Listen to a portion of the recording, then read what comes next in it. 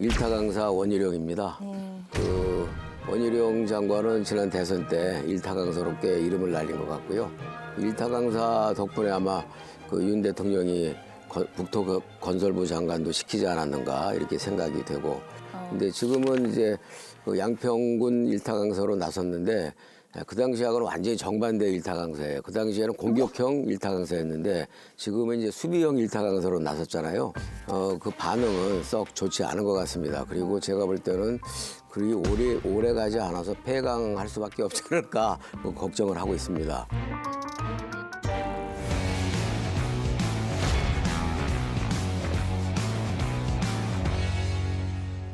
김건희 특혜를 주기 위한 노선 결정이다. 전혀 근거가 없는 거짓 선동입니다. 민주당에서 문제를 삼는 게 예타안을 왜 바꿨냐? 무슨 압력을 받아서 바꿨냐? 이런 주장이거든요. 바꾸었다면 인간 용역사가 바꾸었고 여기에 대해서 노선 대안을 제시하라는 거는 과업지시서에 2021년에 나온 거. 이걸 먼저 제기를 한 거는 민주당 양평 군수가 2021년 5월 달에 제시를 했던 거죠. 저희가 바꾼 게 전혀 없습니다. 제가 취임한 3일 뒤에 용역사가 보고를 합니다.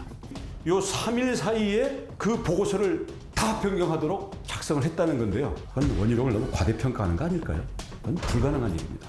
제가 그 백지화 발표한 날로 이제 연락을 한번 원장관한테 드렸고 잘하셨다 저는 이제 격려도 드렸고 그리고 이제 저도 방송에 나가서 그 부분을 이야기해야 되기 때문에 자료도 많이 주고받고 그러면서 제가 이제 좀 언격결이 했는지 모르겠습니다만 아니 그러면 선배님 이걸로 일타 강사 한번 해보세요 제가 그랬죠. 아 이게 교수님 아이디어였던 거예요? 아니 꼭 저만 했겠습니까? 뭐 많은 분들이 그런 생각을 했겠죠. 그래서 아 그러냐고 우리 준비를 해보겠다고 그래서 보니까 이번에 일타 강사로 한 25분 정도 깔끔하게 정리를 잘했더라고요. 저는 폐강이라기보다는 앞으로 일타 강사로서의 명성을 계속 유지하지 않을까 싶은데요. 저도 이제 원희룡 장관이 이제 지난번 부동산 관련한 그런 일타 강사는 우리 국민들에게 속 시원하게 알고 편리하게 이해되게 대성공을 했었죠. 자, 이재명 지사 주장은 5,500억이 성남에 갔다. 전체가 갈 거를 환수해온 거니까 잘한 거다. 그러니까 얼핏 보면 그럴 것 같죠. 근데 이게 새빨간 거짓말인 게 서울에다 적용해 볼게요. 이번에 27분 정도 됐는데 그래서 제가 개인적으로 좀 길다 이거 내가 본 소감으로서는 이걸 한 5분으로 요약해가지고 더 알기 쉽게 편리하게 그렇게 핵심만 다시 한 번 더 정리하는 게 좋겠다. 그런 의견을 줬죠, 제가. 파이널 강의가 한 번 더 나옵니까? 저는 그럴 거라고 봅니다. 셔츠 입고 팔 걷는다고 일타 강사가 되는 게 아닌데 예, 본질을 좀 벗어났다는 생각이 들었고 시작할 때부터 너무 많은 부분에 대해서 거짓말을 하고 계셔갖고 좀 보면서 좀 충격을 받았습니다. 거짓말 하셨다. 일단 시작하자마자 무슨 아니, 얘기가 어떤 나오면 내용이 예를 들면 이제 강화면에 IC를 만드는 게 강화면에 인구가 많기 때문이다라고 하는데요. 그러면서 지도를 잠깐 보여줘요.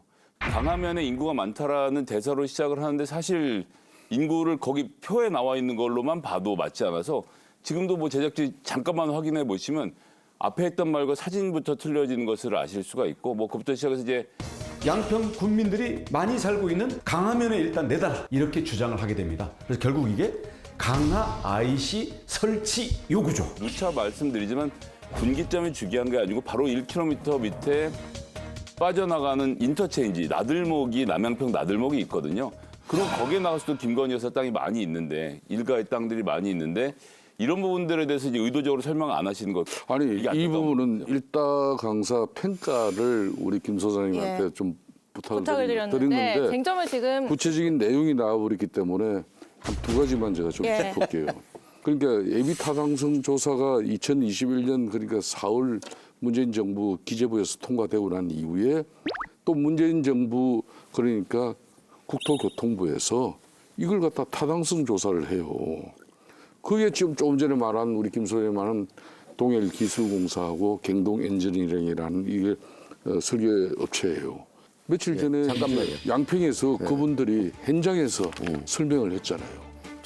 그분들이 두 달이 걸쳐가지고 우리 검토한 결과를 보고를 했는데 KDI에서 2년 동안 그 면밀하게 BC까지 따져가면서 결정하고 연구한 그 결과를 불과 자그마한 민간기관이 두 달도 안 된 50일 만에 종점을 바꾸는 엄청난 그 변화를 가지고 와요.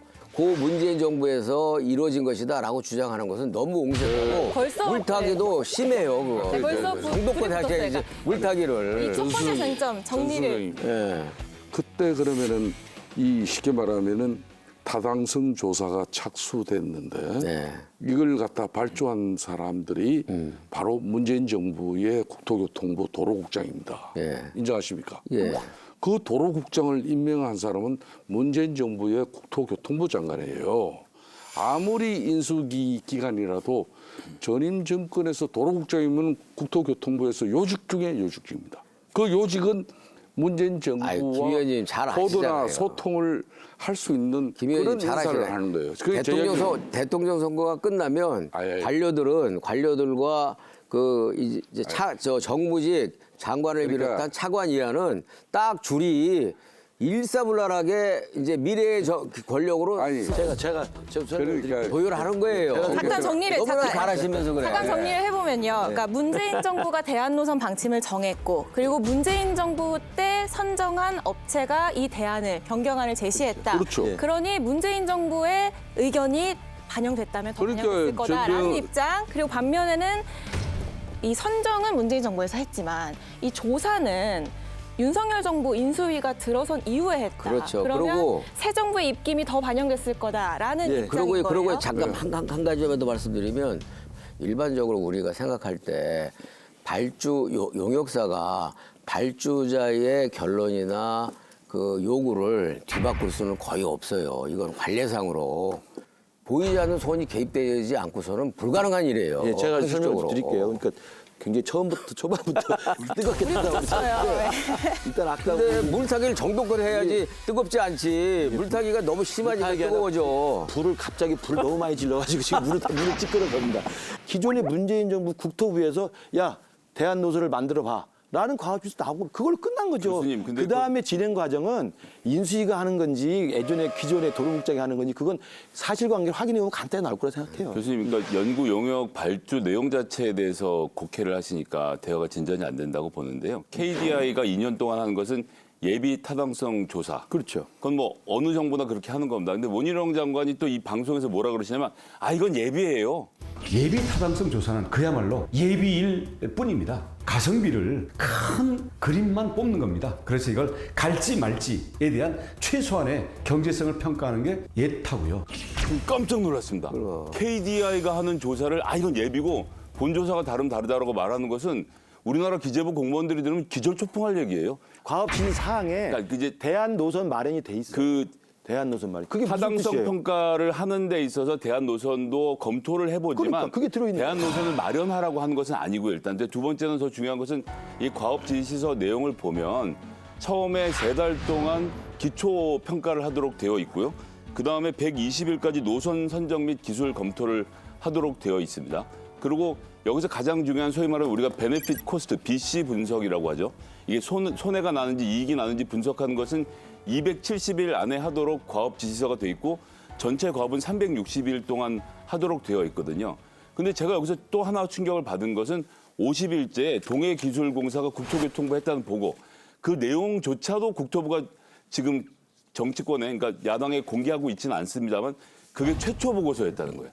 저는 용역을 시작하고 나서 50일 만에 최초 보고서를 하는 사례를 알지 못하고 그다음에 원래는 90일째 중간 보고를 내야 되는데 50일째 최초 보고를 냈는데 중간 보고 냈는지 안 냈는지에도 설명을 안 하면서 50일 때 했던 최초 보고에서 예타를 따져보지도 않고 양서면에서 강상면으로 바꿨다 분기점을 바꿨다는 것은 사례를 정말 찾아보기 제가 어려운 좀 해볼게요. 일입니다. 근데 보통 이렇게 보면은 BC 예타를 마치고 난 다음에 이제 타당성 조사라는 걸 하는데 타당성 조사 때 이제 쉽게 말하면 그 지역의 실효적인 내용들이 반영이 되는 거예요. 여기는 경제적 이제 실효성 그리고 환경적인 문제 그리고 이제 관련 지역의 문화재 문제라든지 그리고 뭐 이런 여러 가지 이제 현실적인 내용들이 타당성 조사에서 반영이 되는 겁니다. 그러니까 강상면 주민들과 양평 군민들이 실질적으로 이 양평 고속도로의 IC가 우리가 이용을 못하니까 해달라. 그 지역의 최모 지역위원장 그러니까 정치권의 위원장 이 두 분이 그때 문재인 정권에 끊임없이 요구했어요. 그렇게 해서 이런 타당성 조사가 진행이 되면서 이미 강화 IC는 문재인 정부 도로국장 체제하에서 이거는 반영을 할 수밖에 없는 상황이었고 자, 잠깐만요. 이걸 가지고 여기에 대해서 인수위에서 압력을 행사했다. 김성태 마치 의원님께서 모든 게 여기서 진행한 것처럼 그렇게 김성태 의원님께 매도를 한 역시 건 안 맞죠. 저기 근본적인 문제 몇 가지만 지적을 할게요. 이 양평고속도로의 그 본래 취지가 뭐냐? 6번 국도의 상습적인 정체 해소가 목적이에요. 그렇죠? 네.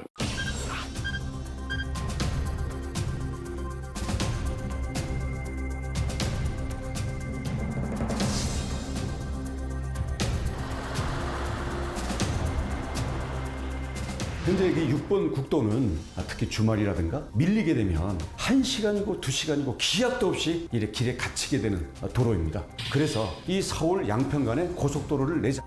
두 번째는 서울과 춘천 고속도로의 상습적인 정체도 해소하는 게 목적이에요. 그러기 때문에 남쪽으로 보내질 않고 양서면 쪽으로 그렇게 설계를 한 거예요. 그래서 KDI 연구원이 그 남쪽에 있는 강상면 쪽의 종점은 해시당 쪽 검토조차 되지도 않았다. 왜? 그쪽으로 내려가면은 경춘 고속도로 그 정체 해소의 효과가 없어져 버리니까 본래 이 고속도로를 만든 취지를 완전히 무용지물하고 엉뚱한 얘기를 지금 계속하고 있는 거예요. 말씀드릴게요. 지금 그 민주당 출신 양평 군수조차도 처음에 양서면으로 에탈을 딸 때는 에탈 BC 통과용으로 일단 한 거예요. 그래. 강화시를 만든다는 건 오래전에 민주당이 주장했던 그 거죠. 맞아요. 그 양평군에서 강화 인터체인지를 갖다가 주장하는 건 맞는데 그 원안에서 IC만 강화 IC를 만드는 그게 거예요. L자형이 된다는 거 아닙니까? 그게 그리고 L자가 경제적 되는 효용성이나 거예요. 환경성에서 거예요. 문제가 많다는 게 야, 했던 아니, 거죠. 그러니까 들어보세요. 잠깐만. IC 강화 IC를 만들겠다는 양서 잠깐만요. 제 아, 끝까지 전병헌 들었잖아요. 의원님은 지금 왜냐면 장시간 발언을 그럼요. 했기 다 때문에 들어요.